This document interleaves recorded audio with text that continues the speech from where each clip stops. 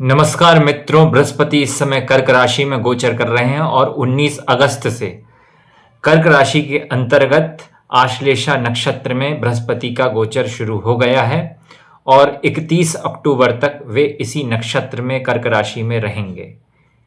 इसके सभी राशि लग्नों पर क्या प्रभाव पड़ेंगे, इस वीडियो में इस पर चर्चा है। आश्लेषा नक्षत्र के स्वामी बुध हैं और इसके देवता नाग देवता है। एक लंबे अंतराल के बाद बृहस्पति इस नक्षत्र में गोचर कर रहे हैं। इसका एक बड़ा प्रभाव होगा भौतिक और आध्यात्मिक दृष्टि दोनों से। वैसे आध्यात्मिकता और भौतिकता ये जुड़े हुए हैं, हम इसमें भेद करके देखते हैं। अब हम अगर देखें कर्क राशि में ये जो आश्लेषा नक्षत्र है, इसमें 4 चरण हैं। पहला जो चरण है जिसे हम पदवी कहते हैं, वह धनु राशि का है, धनु नवमांश का है। दूसरा मकर, तीसरा कुंभ और चौथा मीन। तो इसको भी जब आप ध्यान में रखेंगे तब आपको यह गोचर बेहतर समझ में आएगा। इस नक्षत्र में गोचर से, चूंकि इसके देवता नाग हैं और ये अपनी उच्च राशि में कर्क राशि में बुध के नक्षत्र में, आश्लेषा नक्षत्र के ग्रह बुध हैं, स्वामी बुध हैं, और इस कारण एक जो प्रभाव पड़ने वाला है वह बहुत गहरा रूपांतरण का पड़ने वाला है। इससे जीवन में एक बहुत बड़ा रूपांतरण होगा सभी जातकों के। और जब बृहस्पति सिंह राशि में प्रवेश करेंगे, देखिए बृहस्पति जब रूपांतरण से गुजरेंगे, एक गुरु जब रूपांतरण से गुजरेगा, तब वह सूर्य यानी राजा की राशि में जाकर एक गुरु पद पर आसीन होगा। तब वह संचालन करेगा जीवन का, पूरे जगत का संचालन तभी करेगा जब वह कर्क उच्च राशि से होके। अब यहाँ पर यह ध्यान रखना है कि इस उच्च राशि में आश्लेषा नक्षत्र में आप अपने आप को किस प्रकार साधते हैं। मैं हमेशा कहता हूँ प्रेडिक्शन चेंज हो जाते हैं। अगर आप एक साधक हैं तो आप पर कई रूल्स काम नहीं करते। आप अपने कर्म से ज्योतिषीय लिमिट्स को क्रॉस भी कर सकते हैं। इसलिए सच्चा ज्योतिष वही है जो आपको सही कर्म के लिए, और कर्म तीनों लेवल पर, मन वाणी और कर्म तीनों, ये नहीं कि कर्म सिर्फ हम जो अपनी एक्शन से कर रहे हैं, हम जो सोच रहे हैं वह भी सूक्ष्म कर्म है। ये जब समझेंगे तब इस गोचर का आप सही लाभ उठा पाएंगे, क्योंकि यह जो नक्षत्र है कर्क राशि स्वयं जो अंतर्मन है, चंद्र, उससे संबंधित राशि है और उसमें भी बुध इंटेलिजेंस है। तो ये इमोशनल इंटेलिजेंस का कॉम्बिनेशन यहाँ बन रहा है। और याद रखिए, इस संसार में, इस जगत में जो कुछ हो रहा है उसके पीछे विचार कम, भाव ज़्यादा है। भाव की शक्ति विचारों की शक्ति से कहीं ज़्यादा बड़ी है। दशरथ मांझी ने अगर पहाड़ काट डाला तो वह भाव के बल पर, गोस्वामी तुलसीदास ने रामचरितमानस लिख दी तो वह भाव के बल पर। और दुनिया में जिन लोगों ने भी एक बहुत लार्जर देन लाइफ बड़ा काम किया, वह भाव के बल पर ज़्यादा किया। विचार तो भाव का अनुगामी होता है महान लोगों के लिए। औसत लोग सिर्फ विचारों के चक्कर काटते रहते हैं, उनसे ऊपर उठे लोग भाव जगत में प्रवेश कर पाते हैं। तो यह जो समय है अपने विचारों को अपने भाव का अधीन बनाने का समय है। यह समय जो है, अभी जो सावन मास चल रहा है, यह समय अपने मन को जीतने का समय है। मैं पहले भी सावन से रिलेटेड एक वीडियो में ये बात कह चुका हूँ। तो आइए अब हम हर राशि लग्न के जातक के लिए इस समय काल का क्या प्रभाव होगा, हम इस पर चर्चा करते हैं। ये बात ध्यान रखिए कि लग्न और राशि में से जो बली है वहाँ से गोचर देखें, ज़्यादा अच्छे परिणाम मिलेंगे। तो अब हम बात करते हैं मेष राशि लग्न की।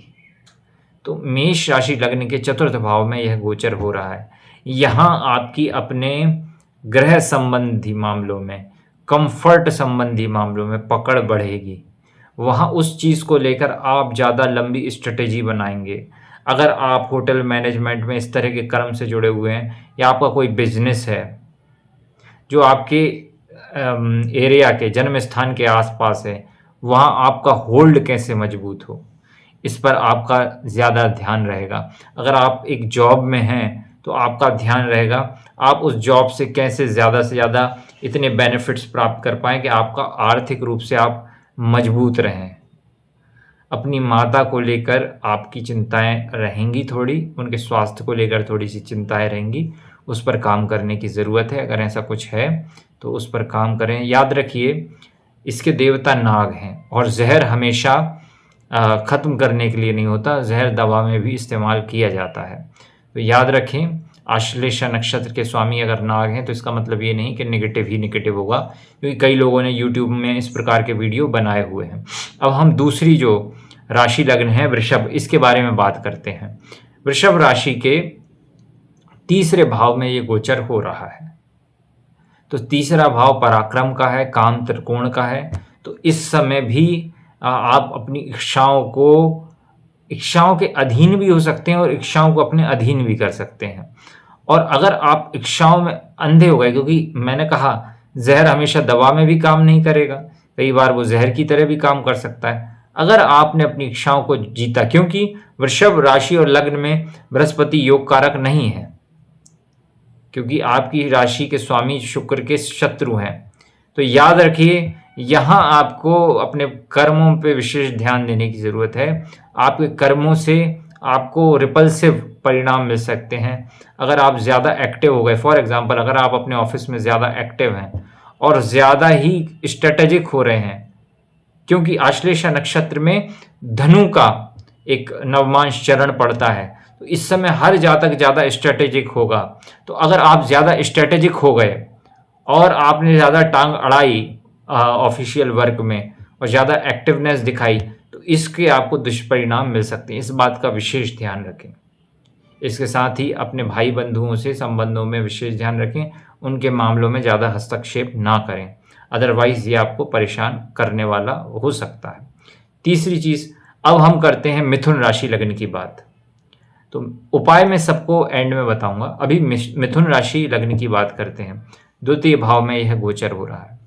चूंकि बुध के नक्षत्र में बृहस्पति हैं, इस समय आप घर से संबंधित कुछ बड़े निर्णय ले सकते हैं जो अच्छे लाभकारी होंगे। इस समय आप धन को लेकर, सेविंग्स को लेकर कुछ डॉक्यूमेंटेशन ज़रूर करेंगे, बैंक में कुछ ना कुछ गतिविधियां बढ़ेंगी, आर्थिक रूप से ये समय अच्छा रहेगा। अब हम बात करते हैं जो चौथी राशि लग्न है, कर्क राशि लग्न। आपके फर्स्ट हाउस में ही ये गोचर हो रहा है।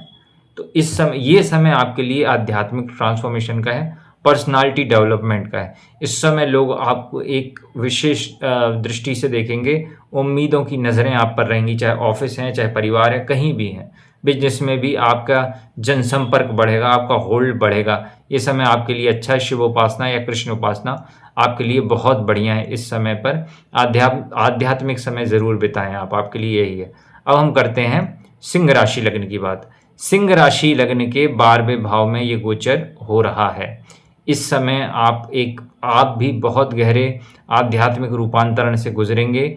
आपकी लंबी यात्राओं की प्लानिंग होगी और वो अच्छी रहेगी। याद रखिए, सांप लहराते हुए चलता है।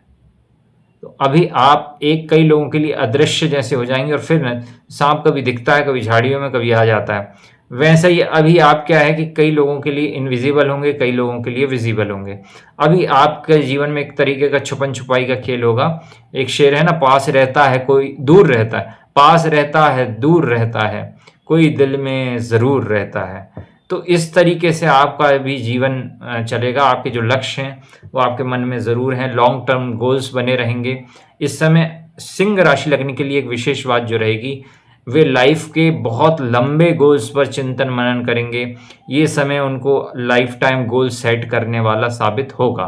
अब हम बात करते हैं कन्या राशि लग्न की। यह उनके 11वें भाव में गोचर हो रहा है। तो इस समय गेंस को लेकर बहुत ज़्यादा पॉजिटिव होंगे, कैसे ज़्यादा से ज़्यादा लाभ कमाएं। देखिए, इसके चक्कर में अंधे नहीं होना है आपको लाभ ज़रूर मिलेगा, लेकिन बहुत ज़्यादा रिस्क लेना भी ठीक नहीं है क्योंकि काम त्रिकोण का सबसे बली भाव है 11वां। यहाँ पर जब ये गोचर होगा तब आप फाइनेंस से रिलेटेड कुछ अच्छे डिसीजन, कुछ अच्छी प्लानिंग्स कर सकते हैं, लॉन्ग टर्म में फ़ायदा देंगी और अच्छे से करें। पार्टनरशिप से सावधान रहें। अब हम बात करते हैं अगले तुला राशि लग्न की। तो आपके 10th हाउस में ये गोचर हो रहा है। तो यहाँ पर जब ये गोचर होगा तो अगेन ये वृषभ राशि लग्न की तरह यहाँ प्रेडिक्शंस होंगे। यहाँ भी आपको बहुत ज़्यादा ऑफिस में अननेसेसरी दखल नहीं देना। बिजनेस कर रहे हैं तो अतिरिक्त वर्कलोड नहीं बढ़ाना, अतिरिक्त विस्तार के अभी काम नहीं करना। जो काम ऑलरेडी है उसको अच्छे से करें तो आपका सिक्का जरूर चलेगा।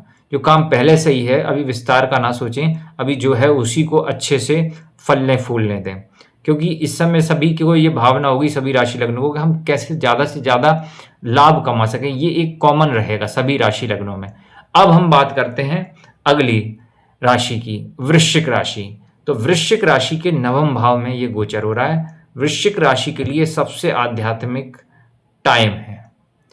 इस टाइम आपका जो आध्यात्मिक विकास होगा, इस समय अगर आप भौतिकवाद के बजाय सिर्फ और सिर्फ अपनी आध्यात्मिक उन्नति पे ध्यान दें तो यह समय क्रांतिकारी है। अब हम बात करते हैं धनु राशि लग्न के लिए। धनु राशि लग्न के 8वें भाव में ये गोचर हो रहा है। इस समय अगर जो लोग ज्योतिष में इंटरेस्ट लेते हैं वो लोग बहुत पढ़ेंगे। कई धनु राशि लग्न वाले इस समय ज्योतिष सीख जाएंगे। इस समय उनको दान जरूर करना चाहिए। उनके लिए, अगर वे आध्यात्मिक जीवन नहीं गुजारते हैं, उनके लिए ये नुकसानदायक समय हो सकता है। अब बात करते हैं मकर राशि लग्न के। 7वें भाव में ये गोचर हो रहा है। तो इस समय आप अपने लाइफ पार्टनर से या अपने बिजनेस पार्टनर से सही संबंध रखें, लेकिन उन पर पॉजिटिव ना हो, नहीं तो लेने के देने पड़ सकते हैं। बौद्धिक विवाद से बचें। अब बात करते हैं कुंभ राशि लग्न की। कुंभ राशि लग्न वालों के 6वें भाव में गोचर हो रहा है। पेट से रिलेटेड कोई अगर पुराना इशू है तो उस पर ध्यान दें, उसको ऐसे ही हल्के में ना लें, और कुछ ना कुछ नियमित योग प्राणायाम का नियम बनाएं तो यह समय अच्छा रहेगा। हेल्थ वाइज ही आपको ध्यान रखना है। जॉब के लिहाज से अच्छा समय, जॉब के लिहाज से आप बहुत ज़्यादा एक्टिव रहेंगे, बहुत ज़्यादा कर्म करेंगे, पराक्रम करेंगे और उसके आपको अच्छे परिणाम मिलेंगे। आप जितना चाहें उतना करें। अंतिम राशि लग्न है मीन। मीन राशि लग्न के 5वें भाव में ये गोचर हो रहा है। तो रिलेशनशिप्स में आपको थोड़े से ऊहा-पोह की स्थिति है, लेकिन आगे जाके चीज़ें अच्छी हो जाएंगी। लव मैरिज के भी भरपूर योग बने हुए हैं। इसके अलावा स्टडीज़ में हैं तो बहुत गजब का आप स्टडी करेंगे। हायर स्टडीज़ में, कॉलेज में स्टडीज़ के लिए बेहतर समय है। तो इसी के साथ आपको भी मंत्र जाप करना है। तो सभी लग्न राशि वालों के लिए अभी एक कॉमन रेमेडी वो ये है कि शिव उपासना खूब करें। अगर आप शिव उपासना करते हैं, रुद्राष्टक का पाठ करते हैं, तो इस गोचर का बहुत लाभ मिलेगा। इसके साथ ही साथ बाल कृष्ण की स्तुति और उपासना से बहुत लाभ मिलेगा। तो इसी के साथ मेरी शुभकामनाएं हैं। आप सभी को जय श्री राम। पर्सनल कंसल्टेशन के लिए मुझसे डायरेक्ट कनेक्ट कर सकते हैं। तो आप सभी को शुभकामनाएं। आपका आने वाला समय उत्तम हो। जय श्री राम।